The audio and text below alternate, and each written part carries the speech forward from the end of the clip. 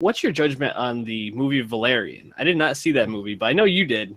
And I saw tell it. the people what they should see it.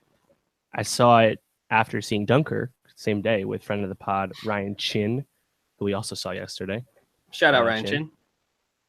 And yeah, so I waited a few more hours, hung around, and went back into the theater, saw Valerian and the City of a Thousand Planets.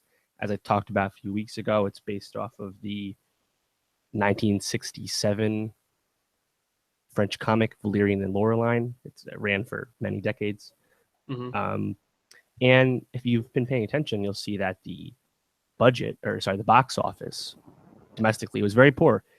17 million opening weekend. The second weekend has passed. It's barely crossed 30 million in the US. So definitely a bomb, but it was an interesting movie because it was the most expensive independent film of all time with $180 million production budget. And the story of how Luc Besson got this movie funded is actually really fascinating that I definitely recommend people check out. You can find that on a really cool Wired profile. But anyway, the movie I think is a lot of fun. It's really, really visually striking, really great to look at.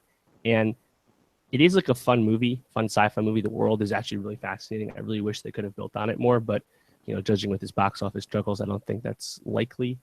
Mm-hmm. A big part of that is Luc Besson is like big visionary. Fifth Element comes to mind. Lucy with Scarlett Johansson as well.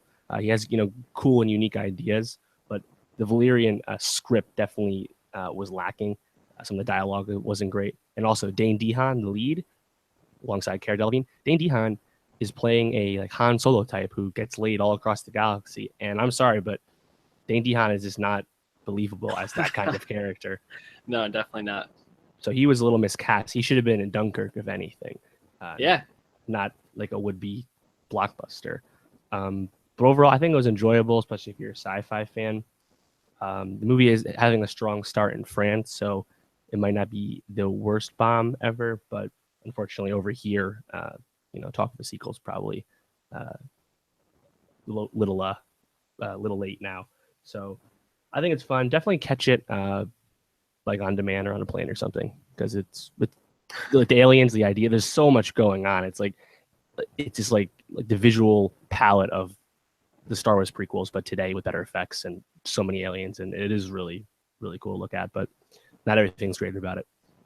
It's interesting. As you were talking about it, it kind of reminded me exactly of Ready Player One. I know that hasn't come out yet, but as you're talking about it and what we've seen from the trailer, it seems like it's going to be like a visually stunning movie, which might not have the best script, or at least the best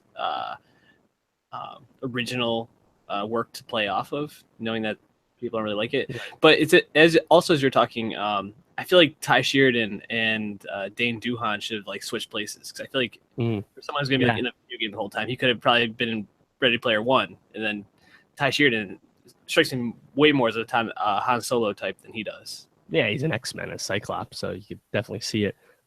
Also, I think the big takeaway for Valerian is that, similar to John Carter with Taylor Kitsch and Jupiter Ascending with Channing Tatum and Mila Kunis, it is tough for original, sci-fi fare to succeed in the MCU. It's just not really possible. It's tough. It's tough for sure. The box office struggles. It's just, you want to see just great, huge universe movies succeed, but when no one sees these movies, how many more of them are going to get made? Yeah, it'll be interesting to see moving forward.